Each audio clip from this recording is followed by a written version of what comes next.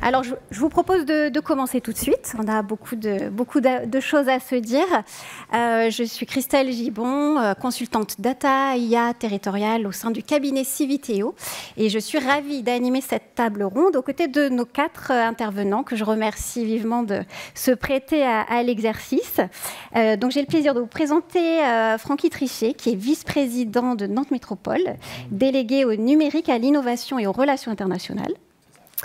Benoît Deshayes, vous êtes directeur de l'information et du numérique à la région Occitanie. Ensuite, Éric Ferrari, directeur de l'aménagement numérique à la collectivité de Corse.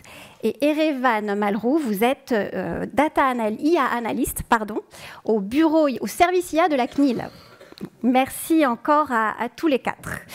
Alors, l'IA, elle nous fascine, elle nous inquiète tout autant, et ça a été dit tout à l'heure, en effet, en France, elle nous inquiète particulièrement. Des études récentes indiquent même que les Français seraient les plus inquiets au monde au sujet de l'intelligence artificielle. Ce que ça veut dire, probablement, c'est que d'installer un cadre de régulation, de bonnes pratiques, d'engagement qui suscite la confiance, mais c'est probablement un gage pour favoriser l'adhésion, l'acceptabilité de ces technologies, mais c'est aussi sans doute et surtout le chemin le plus sûr pour développer une IA publique légitime, utile, à impact positif et au risque maîtrisé. Voilà. On peut espérer tout ça en même temps. Et pour ça, il y a la réglementation nationale, européenne, descendante, qui s'impose à tous. On va y revenir un instant avec vous, Erevan Malrou.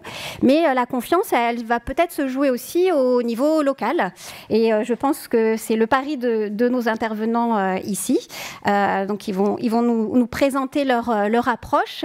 Elle varie selon les territoires, parmi les acteurs publics, les collectivités territoriales. Certains ont parfois temporairement bloqué l'accès à ChatGPT, ça a été dit tout à l'heure. D'autres régulent, cadrent l'utilisation au travers de chartes, de guides, de bonnes pratiques. D'autres expérimentent dans des environnements maîtrisés, des bacs à sable. Et puis les autres sont plus permissives à ce stade. Donc voilà, beaucoup d'approches. On verra quelles sont celles de nos intervenants. Mais pour commencer d'abord, Erevan Malrou, posons le cadre juridique réglementaire applicable. Quel est-il aujourd'hui pour les acteurs publics qui souhaitent développer, utiliser une intelligence artificielle, un système d'intelligence artificielle?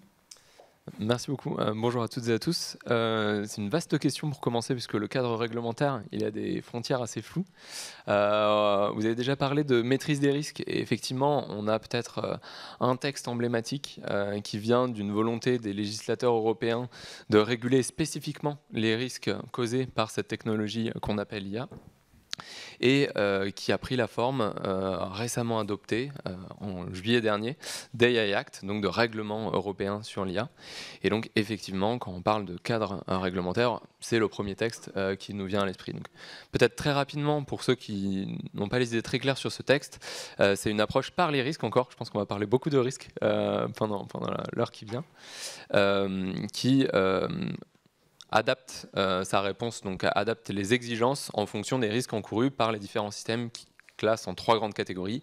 Les systèmes dont l'Union européenne ne veut pas, puisque jugés incompatibles avec ses valeurs, donc c'est les risques inacceptables.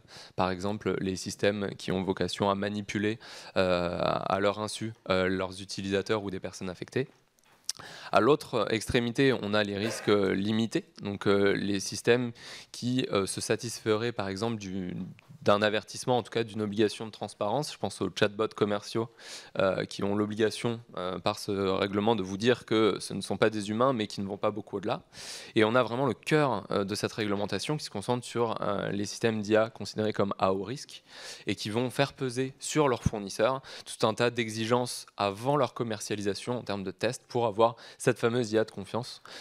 Et donc c'est le levier réglementaire qui a essayé d'être équilibré dans son approche, puisque en trouvant le bon équilibre entre d'un côté ne pas brider l'innovation et de l'autre respecter les droits. Et ça sera la transition vers le rôle de la CNIL, mais plus généralement toutes les approches qui en découlent, c'est que les autres droits restent parfaitement valables. C'est le cas pour la propriété intellectuelle, c'est le cas pour la protection des données, dont la CNIL a la charge. et qui existe déjà depuis un certain nombre d'années, qui voit les évolutions technologiques se succéder et qui restent applicables, qui restent selon nous pertinents. Alors là forcément je parle en tant que CNIL, donc vous repérerez le biais. Mais ce qui est sûr, c'est qu'on voit dans toutes ces approches beaucoup de règles qui se superposent avec peut-être un chapeau par le règlement sur l'IA, mais qui se veut suffisamment souple pour laisser la place à des technologies, mais aussi à différentes initiatives et démarches et stratégies pour l'IA, dont on va voir, je crois, de beaux exemples. Merci pour la transition qui est parfaite en effet, puisque Francky Trichet à Nantes Métropole, vous avez travaillé justement à établir ce cadre de confiance à l'échelle locale. Est-ce que vous pouvez nous en donner les grandes lignes ? Il y a les lois, il y a les règlements, il y a le cadrage européen, et ça on l'attendait tous. Et effectivement, on arrive à un point où alors on peut mettre le curseur où on souhaite, mais en tout cas il existe, et il a le mérite d'exister, et il donne on va dire une géopolitique européenne du sujet. Et ensuite, il y a les territoires qui s'emparent de ce sujet-là. Alors nous, depuis longtemps, on souhaite faire du numérique un vrai objet politique, au sens noble du terme, et on le revendique pleinement. Et je vois que depuis ce matin, les conversations, en tout cas, ça mature, et c'est très bien. Je dirais même la maturité politique des territoires sur le sujet, elle ne fait que croître. Jacques Priol, effectivement, nous le rappelle avec ses observatoires, et c'est tant mieux. Ceci étant, je crois que c'est aussi par les territoires qu'on arrive à définir des cadres de confiance dans lesquels on va pouvoir accélérer cette prise de conscience collective et cette montée en compétence, on va dire, de la société civile autour de ces enjeux-là qui nous animent, qui nous passionnent et qui sûrement devraient être, encore une fois, plus appropriés par les politiques au sens global du terme, et pas que les VP ou les élus du numérique. Et à Nantes, on en a fait d'abord une décision politique. Quand je dis ça, ça veut dire que pour travailler sur cette doctrine et la boussole associée, on a d'abord effectivement posé l'enjeu politique avec différentes sensibilités politiques. Et ça peut paraître un peu paradoxal. Bien évidemment, les services ont été ô combien sollicités sur ce sujet, parce que les services, c'est aussi qui sont sollicités au quotidien sur les applications, les usages de l'IA qui sont portés par des gens qui ont des très belles solutions. Mais je crois qu'on a vraiment délibérément, on se dit, il faut d'abord qu'on crée du consensus politique, puisque c'est un sujet qui clive, il y a débat, puisqu'il y a débat, il faut que les représentants des différentes sensibilités politiques peuvent peut-être essayer de se mettre d'accord sur les enjeux. Les enjeux de pourquoi faire, pourquoi définir une doctrine, et ensuite comment on la décline au quotidien pour que les différentes politiques publiques puissent se nourrir ou rester dans le cadre. Et ça, je le dis souvent parce que ça peut paraître paradoxal, mais ce n'est pas l'étape la plus facile. Donc déjà, un groupe politique qui a été défini pour pouvoir travailler sur le sujet, déjà pour dire est-ce qu'on est pour ou contre, ou est-ce qu'on n'est pas d'accord sur le ni pour ni contre, parce que ça c'est déjà, on tombe vite dans les travers de la simplification en disant je suis contre, parce que idéologiquement je suis contre et je respecte toutes les idéologies, mais c'est pas ce qui va faire avancer la chose publique et l'intérêt général. Donc il a fallu outrepasser, et donc cette montée en compétence, je le dis, il faut le poser. Donc pour nous c'est ni pour ni contre. Donc on est bien d'accord, ça peut paraître évident, mais c'est mieux en le disant. Par contre, c'est effectivement, vous l'avez évoqué, le terme de régulation est vite arrivé. Il faut qu'on ait un cadre qui régule, au moins dans les collectivités, le déploiement, les usages. Alors réguler comment ? Réguler pourquoi ? Et c'est là où on est vite arrivé sur cette notion de boussole qui va prendre en compte, et on l'a vu ce matin, différents prismes, différents sujets qui, lorsqu'on parle d'IA, nous interpelle. De fait, et moi je le mets toujours, c'est avant tout ce que le règlement, c'est les libertés individuelles XXL, c'est cette prise de reconnaissance individuelle, enfin l'identification biométrique et la reconnaissance faciale qui a été quand même, qui a cristallisé en fait et qui cristallise toujours dans le grand public cette notion-là. Est-ce qu'on va vers effectivement la privation ultime des libertés sur l'espace public ? On voit bien qu'aujourd'hui c'est une ligne rouge qui n'a jamais été franchie, mais nous on l'a revendiqué, donc ça tout le monde était d'accord sur le sujet. Et au-delà de l'identification biométrique, on est allé aussi sur la caractérisation, c'est-à-dire travailler aussi sur comment une IA pourrait caractériser un individu, sans savoir que c'est Jacques Priol par exemple, mais le caractériser, c'est un homme, une femme, avec plutôt une morphologie de ce type-là. Donc on rentre effectivement sur des données sensibles qui sont profondément discriminatoires, même si on ne sait pas qui c'est en tant que tel. Et donc là, on voit bien qu'on rentre sur une notion de caractérisation sur laquelle, politiquement, est-ce qu'on est d'accord ou pas ? Et donc là, on a eu un consensus politique. Et donc, le premier élément, effectivement, de notre doctrine et de notre boussole, c'est de se dire, on s'interdit ça. On s'interdit l'identification biométrique et la collecte de données sensibles qui permettrait justement une caractérisation individuelle ou collective avec ces biais discriminatoires qui, de fait, on le voit bien. Et on a d'ailleurs, merci la CNIL, on a échangé avec la CNIL sur ce sujet, parce que ce n'est pas forcément un sujet très facile à poser conceptuellement et formellement. Ensuite est venue effectivement la notion d'efficience d'un service public, d'une collectivité. Donc il faut que ça contribue à l'efficience, on va dire, d'une politique publique. Et est venu aussi l'humain. Donc il faut aussi que ça permette l'émancipation, on va dire, au travail des agents. Donc le rapport, effectivement, l'impact sur le travail, le quotidien. Donc ça, c'est un élément important. Et puis les contraintes liées à l'énergie, le respect du vivant, donc l'empreinte, on va dire, écologique liée au système. Là, je vous évoque un petit peu les grands sujets qui sont revenus et sur lesquels on a eu un consensus. Et puis, pour terminer, un impact aussi sur... et si on n'avait pas l'IA, est-ce qu'on peut faire une solution alternative à l'IA? Et si oui, quelle est la balance? La balance en termes de bénéfices. Alors, c'est là qu'on peut y mettre, mais qu'est-ce qu'on y met dans cette balance? Le coût énergétique, le coût financier, mais aussi d'autres éléments qui sont peut-être à travailler. Quand je dis ça, c'est qu'en fait, aujourd'hui, cette boussole, elle existe. Mais il y a encore plein d'interrogations, et je pense qu'on en est tous d'accord, sur un indicateur d'évaluation d'empreinte écologique d'une IA. En amont, a posteriori, aujourd'hui, il faut qu'on y travaille tous collectivement pour avoir quelque chose de consensus, qui soit utilisé tous à chacun pour pouvoir se comparer, le on, c'est les collectivités. Aujourd'hui, on n'a pas ces outils-là à disposition. Et on voit bien qu'on manque parfois d'outils pour pouvoir justement... Là, on a juste posé les indicateurs et on se donne le temps d'aller éprouver des méthodes avec des collaborations diverses et variées. Des chercheurs, on a besoin. Et puis surtout, se dire, pareil, l'appropriation d'un outil d'intelligence artificielle par un service. Quelle méthode on se donne? À part les enquêtes, oui, non, ça vous va mieux. Il faut peut-être qu'on aille un peu plus loin quand même sur l'impact au sens métier, mais au sens appropriation plutôt, et appropriation collective. Comment, effectivement, la société s'approprie un outil sur lequel nous, on pense que ça sert une politique publique, mais peut-être que l'appropriation collective, elle n'est pas là. Ce que je dis par là, c'est qu'il y a pas mal de sujets à ouvrir encore. Et pour terminer sur cette doctrine adossée à cette boussole, qui est pour nous un élément pour les services extrêmement important, puisque ça permet en pleine conscience de décider. Les services en amont qui vont instruire, donc ils ont les éléments d'instruction, on leur dit on veut avoir une évaluation sur l'empreinte, et c'est la boussole. Tu ne peux pas juste nous dire c'est vraiment très bien pour la politique de l'eau, on va vraiment rationaliser, ouais, mais il faut aller plus loin. Et pour nous, en termes de méthode, ça nous permet politiquement d'avoir justement des éléments de dialogue et de prise de décision politique, indépendamment des sensibilités, des convictions personnelles qu'on peut avoir sur le sujet de l'IA, de la technologie et du progrès. Et ça, je trouve que je n'ai pas dit que c'était facile, mais je trouve qu'en tout cas, ça permet de créer, on va dire, un espace d'échange politique et technique qui, pour moi, va faciliter, en tout cas, le fait qu'un outil va être légitimé ou pas au sein de la collectivité, que les services vont pouvoir se dire « il a été éprouvé jusqu'à présent », chose qu'on rarement faisait dans l'évaluation des outils numériques, parce qu'on parle aujourd'hui de l'IA, mais on aurait pu faire de ça depuis longtemps sur le numérique responsable. Une méthodologie très ferme en interne pour pouvoir évaluer et prendre la décision en pleine conscience. J'aime bien ce parallèle de la pleine conscience parce que souvent on prend des décisions avec des rationalités qui ne sont pas forcément globales ou en tout cas systémiques comme on a voulu le poser avec la boussole. Donc voilà où on en est aujourd'hui. Très modestement, on l'éprouve. C'est-à-dire qu'aujourd'hui, on a des cas d'usage qui nous sont remontés par les différents services. Et donc, cette boussole, elle sert effectivement d'évaluation avec certains critères sur lesquels on aura des chiffres, d'autres un peu moins, mais on aura au moins une intuition sur l'impact énergétique. En tout cas, on demande aux services d'instruire, de documenter, même s'il n'y a pas un chiffre d'expression avec une unité derrière.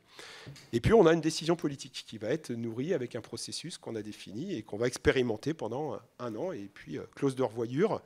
Et cette boussole-là, évidemment, elle va aussi alimenter des modifications de notre charte métropolitaine de la donnée, sur lesquelles on avait déjà, en 2019, instauré une première règle sur l'IA qui était aucune prise de décision automatique sur un processus administratif sans intervention humaine.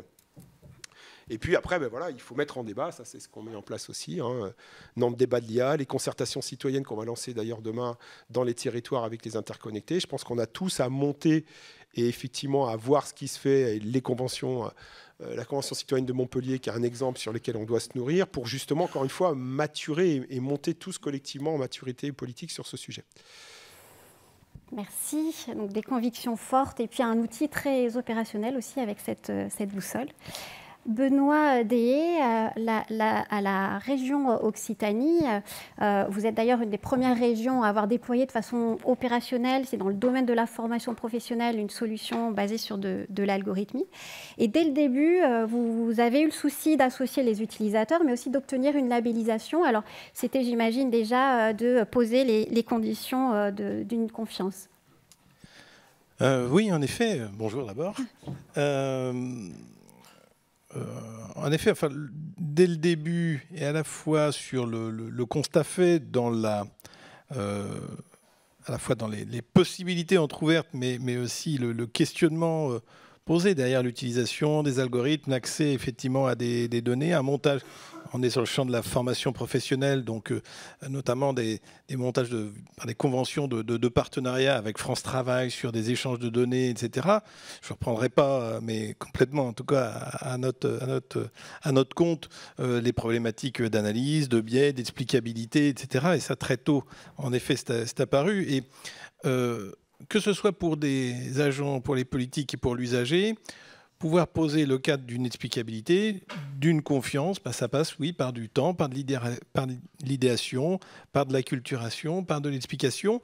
Et dans ce même temps, au niveau de la région Occitanie, alors à l'époque, un conseiller régional qui était aussi très au fait de ces sujets, de ces thématiques, et son successeur l'a repris, mais en l'occurrence Bertrand Montubert, propose aussi, justement, dans le même temps, de par son passé aussi chercheur, qu'il y ait une initiative visant, en effet, ça a été des bases d'Occitanie Data, devenues maintenant Equitia, mais d'une réflexion associant l'ensemble des acteurs, justement, sur la qualité de la donnée, les conditions, effectivement, de leur réutilisation, du partage, et dans l'idée aussi, et ça s'est fait finalement de façon assez parallèle, tout ceci, hein, l'un nourrissant l'autre et vice-versa, de constitution un peu d'une charte, en tout cas d'un label, conditions nécessaires, pas suffisantes, mais en tout cas conditions nécessaires pour aussi aller permettre un petit peu l'auditabilité, l'expression, l'analyse, la confiance, donc pour aller au-delà effectivement du champ réglementaire. Ça, c'est la moindre des choses que l'on ait à faire d'une façon générale et en matière de service public. Mais voilà, d'aller effectivement sur cette partie de la confiance. De la confiance à la fois du citoyen, de l'usager, mais aussi des agents. Et peut-être d'ailleurs par rapport aux propos, aux échanges qui ont été tenus tout à l'heure ou précédemment, la dimension de la transformation interne. On a beaucoup parlé, questionnement, une réticence. Il y avait aussi une statistique, effectivement, sur les agents dans la transformation des métiers, des missions, du regard, effectivement, qu'on peut porter par rapport à l'intérêt de ces métiers et de ces missions. Il faut aussi, dans le même temps, de la même façon, expliquer, accompagner, voilà, et puis itérer. Donc, de la conviction, une démarche rigoureuse, beaucoup d'humilité, beaucoup d'échanges. On s'enrichit, effectivement, en ça aussi, la période est passionnante, on s'enrichit mutuellement. Et ça veut dire que assez inévitablement, quand on met tout ça, on y reviendra, on va être effectivement plutôt sur des... Ce qui caractérise, en tout cas là, aujourd'hui, c'est qu'on se pose des questions. Et si on se pose des questions pour pouvoir effectivement avoir des réponses, en termes de construction, on va revenir plutôt sur des sujets de souveraineté, d'open source, de commun numérique. Quand on va parler de soutenabilité, effectivement, de mesures. Effectivement, on creuse, on cherche, on se trompe, on itère, mais voilà. Et également, en parallèle, j'allais dire, de cette démarche-là, pour le conseil régional, eh bien, ça a été aussi un point de bascule vers aussi une orientation, une décision politique, toujours, parce qu'effectivement, le sujet est politique et avant tout est politique. C'est une façon d'organiser la relation entre l'usager et son administration au sein d'une administration. Là, une démarche de sortie GAFAM, d'une façon générale. Là, c'est... assez inévitablement associés. Alors en plus, ils nous aident très bien, puisque comme ils ont des politiques tarifaires, généralement, alors l'opacité, c'était une règle, des politiques tarifaires délirantes. Donc voilà. Donc oui, un petit peu toutes ces étapes, j'y reviendrai, je pense, par la suite, ayant aussi, en termes de... Parce qu'à un moment, il faut faire aussi synthèse de tout ceci, ayant amené à une élaboration, une construction d'une stratégie data et IA régionale, et c'était pas, enfin, c'est aussi parler d'un engagement politique pluriel dans la composition, qui a été en juillet dernier, donc juste passer toutes les étapes nationales et des élections législatives dans toute peut-être sa cacophonie, si vous me permettez l'expression, en tout cas, une délibération adoptée à l'unanimité de l'ensemble des représentations politiques. Donc qui, là aussi, sur ces sujets-là, dans ce qu'elles permet, entrevoit, oppose, en tout cas rassemble entre guillemets, mais en tout cas a permis un consensus.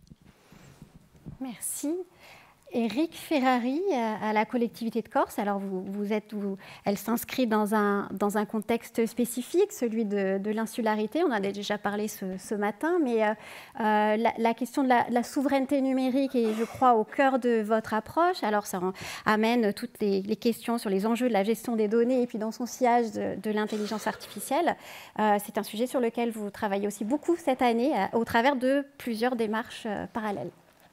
Oui, merci en tout cas de l'invitation. En effet, bon, en Corse, nous sommes un cas particulier, hein, vous le savez tous. Et par conséquent, nos spécificités font que le sujet numérique est un sujet politique qui a interpellé notre président dès qu'il a été à son premier mandat, c'est-à-dire en 2018, avec quand même une situation un peu particulière qui est la création d'une collectivité unique qui regroupe en fait 3 entités que sont les 2 départements et la région. Donc ça fait de nous un cas un peu atypique dans le paysage des institutions publiques en France. Et tout cela combiné avec l'arrivée de nationalistes, d'un courant nationaliste qui était plutôt sur une doctrine qui était l'émancipation. Donc, la première commande du président, que nous a fait le président à la direction de la transformation numérique, c'était de dire comment peut-on émanciper le peuple corse, je vous reprends, par le numérique. Et là, vaste sujet, parce que ça soulevait des questions extrêmement complexes qui touchaient à la fois aux infrastructures, à la fois aux usages, à la fois aux services à développer. Et là-dessus, on a lancé la construction d'un schéma directeur qui s'appelle le Smarties et qui déploie 192 pistes d'action, enfin un truc hallucinant, et qui questionne la donnée au cœur du dispositif, et cette donnée comme un élément fondamental de souveraineté et d'émancipation de la Corse et des Corses vis-à-vis aux enjeux environnementaux, de changements économiques, sociaux auxquels nous sommes confrontés. Une petite île, je le précise, de 360 000 habitants quand même. C'est un petit quartier d'une grande ville, et il faut prendre aussi cette dimension, ce plafond de verre, hein, mais qui est parfois aussi un avantage puisqu'il nous donne la vertu de pouvoir être un laboratoire aussi d'idées et un laboratoire d'initiatives. Donc, par rapport à ça, eh bien, les éléments de la donnée ont été érigés comme un axe de travail autour d'un service public de la donnée et de la donnée d'intérêt public qui est considéré pour nous comme un patrimoine bien commun, inaliénable des Corses et de la Corse. Et ce rapport au bien public et à la donnée publique, eh bien, ce matin, il y avait une table ronde sur le sujet de la loi pour la République numérique. Pour nous, on veut apporter notre contribution législative à notre vision de cette donnée d'intérêt public pour notre territoire. Et donc, c'est tout l'objet d'un projet d'autonomie de la Corse qui a fait débat ces quelques mois. Voilà donc pour situer l'ambiance. Et par rapport à ça, on initie sur le terrain des actions tout azimut. On va chercher la souveraineté en ayant acquis à la fin de l'année dernière un nouveau câble sous-marin entre la Corse et le continent, parce qu'on nous disait oh, vous en avez assez, vous pouvez vous débrouiller avec les 2 petits câbles que vous avez, ne vous inquiétez pas, s'ils coupent, nous on les réparera. Ben, nous aussi on veut réparer nos câbles, et puis si l'opérateur X veut réparer les siens, il le fera de son côté, mais on est assez offensif sur ces questions. Et là, sur l'intelligence artificielle, elle est rentrée dans le débat par la presse, par les débats nationaux, par les GAFA, etc. Et nous, on s'est dit, on ne va pas rester sur le bord du chemin d'un numérique subi, et on veut un numérique choisi pour la Corse. Et donc, on s'est emparé du sujet. Et là, on a dit, n'allons pas trop vite, mais allons-y. Et par rapport à ça, on a initié donc un travail exploratoire autour de l'IA qui est en cours et qui se terminera à la fin décembre et dont on pourra parler. Travail exploratoire qui est bâti en fait sur toujours cette notion d'émancipation de la Corse en se disant Le numérique, c'est pas tout bon. Enfin, on va pas tout accepter du numérique sous prétexte que c'est technologique et que c'est promu par le marketing ou par des grandes entreprises comme les GAFA. Donc, nous disons, eh bien, par rapport à ça, posons des valeurs éthiques. Posons des valeurs qui préservent les Corses et la Corse et essayons de partager ces valeurs avec d'autres territoires parce que en sous-taille critique, on a besoin aussi de dialoguer avec les autres pour évoluer. Et tout ça guide un peu notre action de terrain. C'est pour ça que nous sommes là, pour en discuter avec vous en toute modestie, prendre ce qu'on ne peut prendre, vous donner ce qu'on peut vous donner, et ce n'est pas beaucoup. Hein. Mais en tout état de cause, nous pensons que l'intelligence collective des collectivités et des territoires fera le numérique de demain pour nos administrés, et ce n'est pas tout à fait d'en haut que pourra venir notre salut. Voilà. Et puis, ce que peut-être vous n'avez pas dit, c'est que justement, ces principes-là, vous les avez rédigés dans un guide des bonnes pratiques. Alors oui, un dernier mot, je pensais avoir été trop long. Et, donc, sur l'aspect, on a abordé une charte de la data qui s'est inspirée d'autres exemples. Hein. Nantes en est un. On s'en est inspiré parce qu'on souhaite... Et puis, on a, autour de l'IA, donné des recommandations sur un bon usage de l'IA dans cette phase exploratoire, de façon à se dire qu'est-ce que c'est qu'une IA de confiance et d'une IA éthique et quels sont les grands principes que l'on pourrait y raccrocher. Et parmi ces principes, il y a celui quand même du respect des valeurs humaines. Hein. On en parlait tout à l'heure pour la reconnaissance faciale, mais on veut aussi que les usines à clics, par exemple, ne soient pas utilisées pour taguer des photos ou des documents, dans le cadre de missions de service public, par exemple, ce qui est fortement possible. Donc, on a donné quelques principes de base de bon usage de l'IA qui seront proposés à l'Assemblée de Corse d'ici la fin de l'année, en 2024, avec l'ossature du service public de la donnée et de la Corse. Très bien. Vraiment une démarche très, très large aussi. Ervan Malraux, tout à l'heure, vous nous avez parlé du cadre réglementaire applicable. On a compris qu'il était complexe, ce cadre RGPD. On n'a pas parlé du RGPD, mais comment le RGPD vient s'inscrire avec et se confronter à l'IA Act. Donc, un cadre complexe. À la CNIL, je crois que vous travaillez justement à accompagner les acteurs, y compris les collectivités territoriales, dans différents processus. Oui, tout à fait. Et je pense que ça rejoindra beaucoup des réflexions qui ont déjà été partagées jusque-là, puisque je donnais l'exemple de la souplesse que les réglementations européennes doivent avoir pour, d'un côté, ne pas brider l'innovation et de l'autre, ne pas devenir obsolète trop vite en cas de nouvelles découvertes ou de nouvelles technologies. L'avantage, c'est que ça laisse la main et la porte ouverte, un espace à différentes initiatives. L'inconvénient, c'est que même si on est tous d'accord pour dire que la réglementation est plutôt un seuil en dessous duquel on ne doit pas aller, ça reste pas complètement évident de naviguer parmi des réglementations toujours plus nombreuses, toujours plus techniques et avec des enchevêtrements de plus en plus complexes.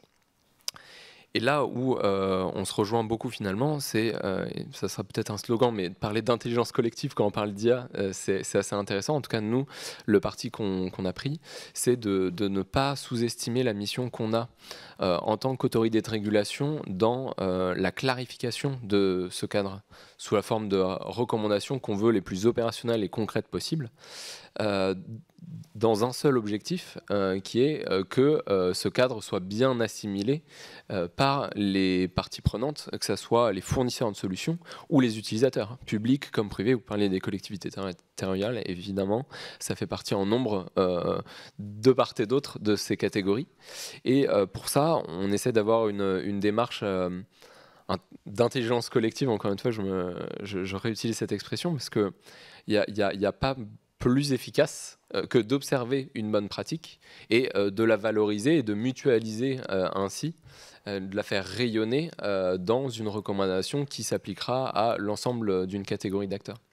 Donc pour ça, on est vraiment attaché à suivre beaucoup d'initiatives différentes avec des écosystèmes différents, à la fois en amont du travail d'élaboration de notre doctrine, de notre droit souple, pendant, puisque la plupart de nos contenus, en particulier en matière d'IA, sont soumis à consultation. Donc vraiment, on est preneur. Et d'ailleurs, c'est peut-être un coup de pub que je fais, mais on a des contenus actuellement qui sont publiés et soumis à consultation publique. Donc on attend vraiment à toute personne impliquée qui aurait des réponses ou des difficultés à se manifester jusqu'au 1er octobre. Des questions aussi, parce qu'il y a beaucoup de questions. Des questions, oui, tout à fait, ouais, évidemment.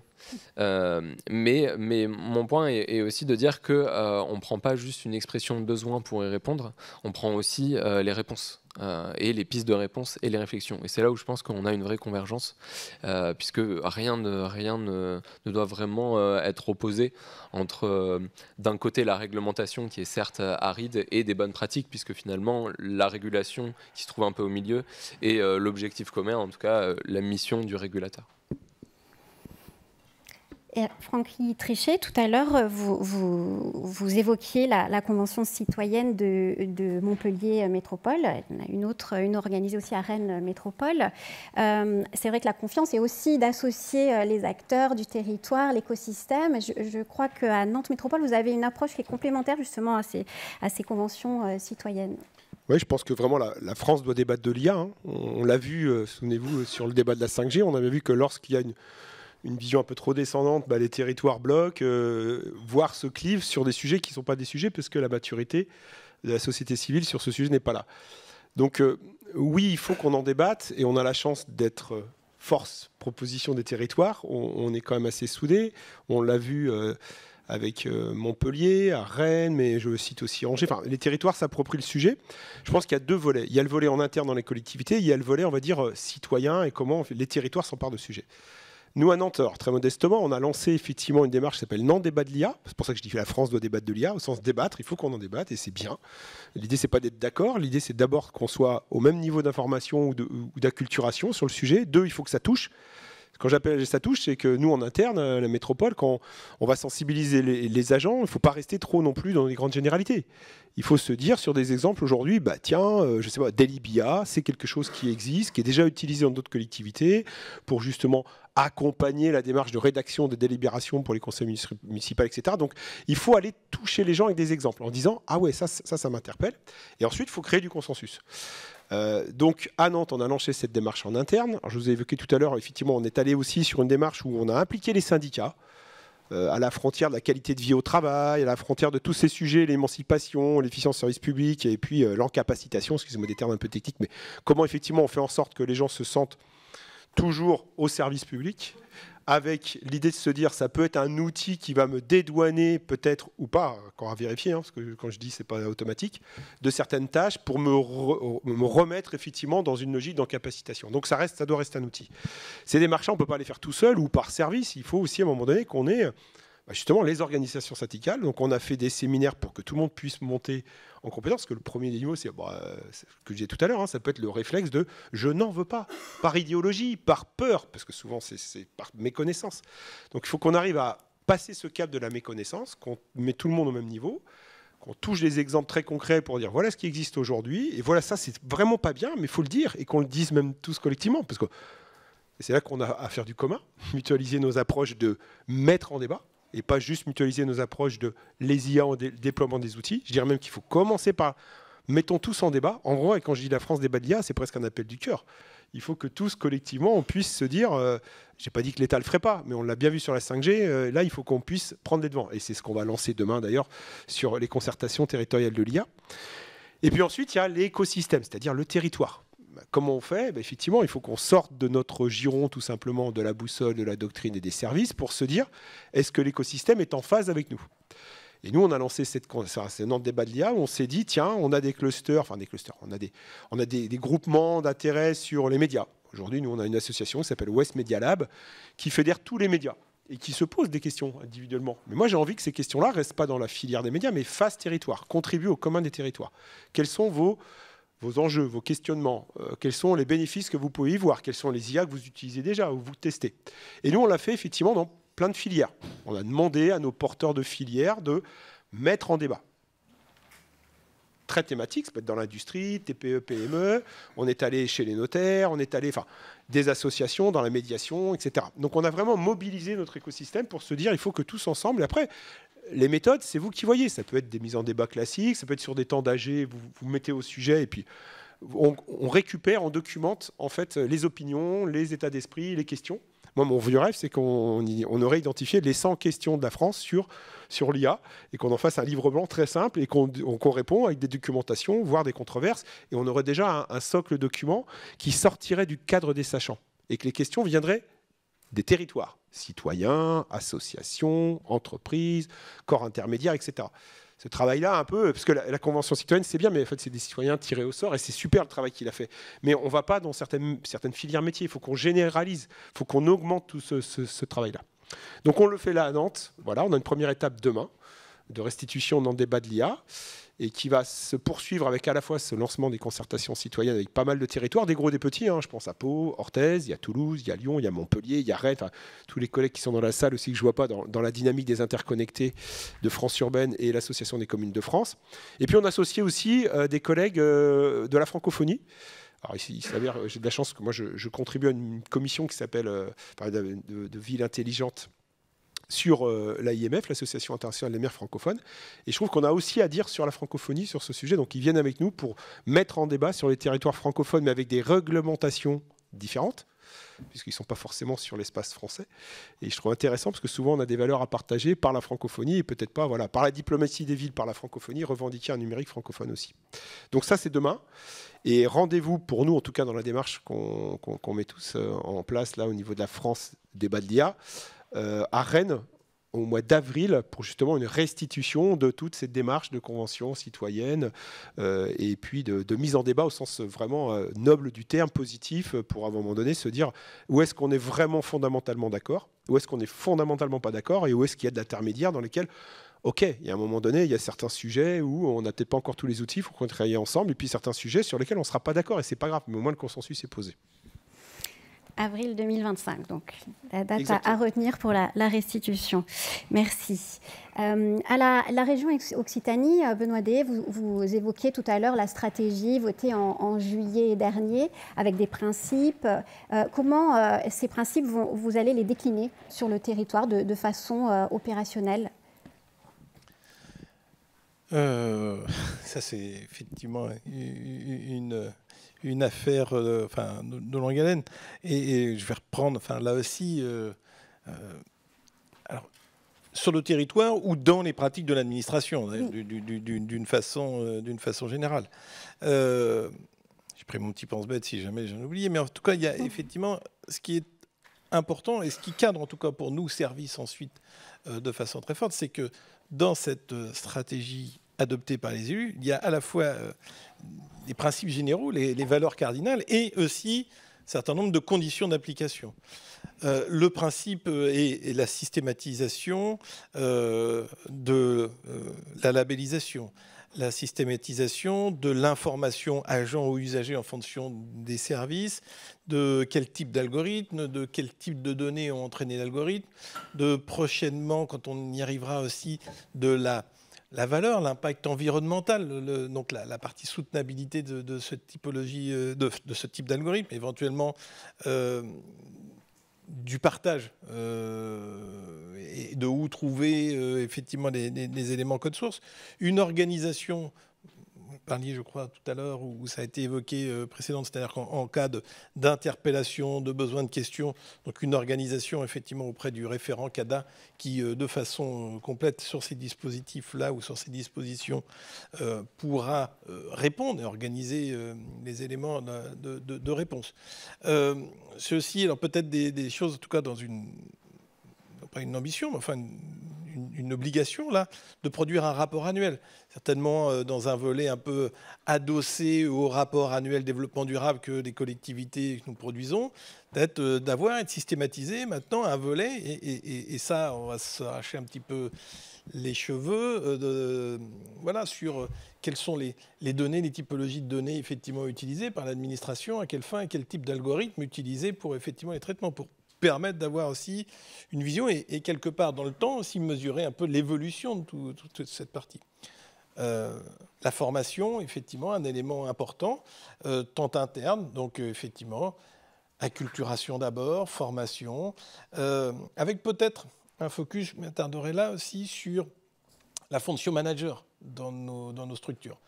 Avec là, effectivement, vous avez cité, je crois que c'est Jacques Priol qui le citait dans son propos introductif tout à l'heure, sur des travaux d'Ariane Ferguson, enfin du Laboria, sur l'évolution effectivement du travail. Avec donc là un regard aussi tout particulier. La mission manager, une des fonctions qui va être appelée les plus dans l'évolution, en tout cas en catégorie professionnelle, c'est la catégorie A dans nos structures. Là où peut-être jusqu'à présent, c'était peut-être celle qui avait peut-être vécu le moins de transformations aussi importantes, parce qu'effectivement, l'IA en aide à la décision, l'IA voilà, ça va réinterroger. Et puis, effectivement, des questionnements. Comment se comporter en manager vis-à-vis d'équipes augmentées à l'IA, si plus tous les agents n'ont pas le même usage à un instant T de ce dispositif. Enfin, ça va questionner. Là aussi, on a ouvert le champ, le débat, l'écoute avec les fonctions RH en appui pour savoir comment, à un moment, ce qui devient une réalité, comment l'appréhender aussi dans le fonctionnement propre de l'administration. Donc, confiance vis-à-vis de l'usager, confiance en interne vis-à-vis de chacun, agent, et dans la fonction managériale telle qu'elle est appelée à évoluer, à se transformer. Voilà un certain nombre aussi d'indications. Bien évidemment, après, on reprend à nos comptes. Donc, débat interne, débat citoyen à l'échelle région, en s'appuyant aussi sur notre territoire, ce que peut faire, oui, Sicoval, bien évidemment Montpellier, de façon intégrée, avec Toulouse également, et les autres acteurs sur le territoire. Voilà, on a lancé en dynamique aussi avec collectivités départementales. La mutualisation, on en a parlé là sur la mutualisation de réflexion, de cas d'usage, de propositions. C'est aussi une réflexion dans une mutualisation en termes, à un moment aussi d'achat public. C'est un élément aussi d'une déclinaison d'une politique publique en tant que telle et d'une expression politique. Il y a là, depuis mai dernier, une centrale d'achat de couverture régionale, numérique télécom, dont le but est, on va passer, alors soit pour nous-mêmes ou pour d'autres besoins, mais des procédures et des marchés, pas simplement de conseils, à un moment de choix d'architecture de solutions via cette typologie de centrale d'achat, donc avec une expression d'achat public avec ces critères, que l'on a pu rappeler, et dans le but de permettre aux acteurs aussi du territoire, à plusieurs, on va plus loin. Donc, au travers de l'achat, de monter des expériences communes ou de monter des projets en commun en ayant là aussi pensé à une façon de passer à l'échelle pour ne pas être que dans une réflexion initiale, dans du POC initial, sur lequel à un moment se poserait la question de « bon, c'est chouette, mais comment… » Voilà. Donc ça fait aussi partie, voilà, c'est quelques éléments. Peut-être un dernier, la systématisation ou une revue sur tous les marchés, mais surtout sur toutes les conventions, de la relation aussi là, à nos fournisseurs ou partenaires, dans les échanges ou dans la mobilisation de la donnée, en s'inspirant de choses qui ont pu être effectivement établies, réciprocité, usage des données, soit qu'on a mis à disposition, qu'on doit récupérer par la suite, etc., etc. Mais aussi des obligations que l'on souhaite de plus en plus fortes posées vis-à-vis des fournisseurs de solutions. Et là, pour le coup, c'est un peu compliqué. Parce que si on a parlé, effectivement, éventuellement des anglo-saxons dans les grandes plateformes, hyperscalers, etc., très bien. Mais tous nos éditeurs métiers du quotidien, là, eux aussi, cet écosystème-là, il a à appréhender tout ceci, parce qu'aujourd'hui, ils sont tous en train d'intégrer, peut-être sans trop se poser de questions, des modèles, des LLM, à la va-vite, parce qu'il faut faire bien, parce que, etc., etc.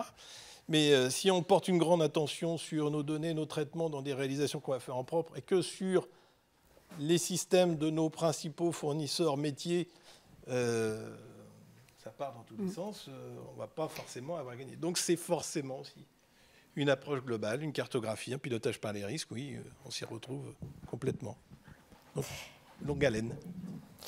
Vous avez évoqué le passage à l'échelle, hein, qui est effectivement une étape importante, surtout sur le sujet de l'intelligence artificielle. Alors, à la collectivité de Corse, Éric Ferrari, et c'est ma dernière question avant de vous laisser la parole dans la salle, vous avez pris le parti d'explorer avec ce bac à sable IA générative et avant surtout passer à l'échelle et puis établir une évaluation de ce travail-là.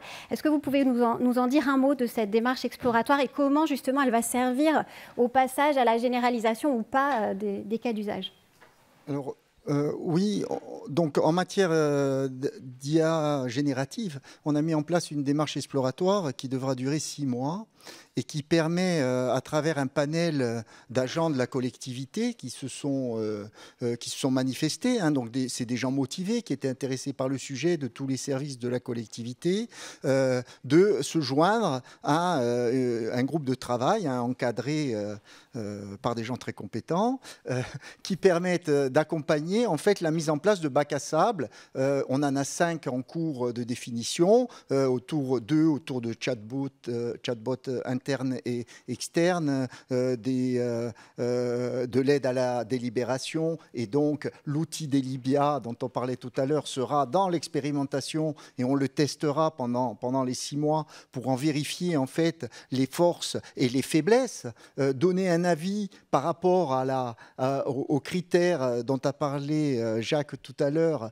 qui sont des critères d'évaluation. Donc toutes les équipes sont formées un peu à l'IA, au prompting, aux notions de l'IA, et ont fait leur apprentissage et continueront à faire leur apprentissage sur ces bacs à sable. Et à l'issue de ça, un rapport sera rédigé et sera remis aux élus et présenté à l'Assemblée de Corse. Mais notre collectivité a plusieurs types de commissions, et notamment la commission économique et sociale, notamment la commission des territoires où sont réunis les maires et les EPCI. Et donc, cette restitution permettra d'acculturer, y compris les élus, à ce qu'a été cet apprentissage. Avec un choix qui arrivera en fin d'année de 2 pistes d'action: passage à l'échelle des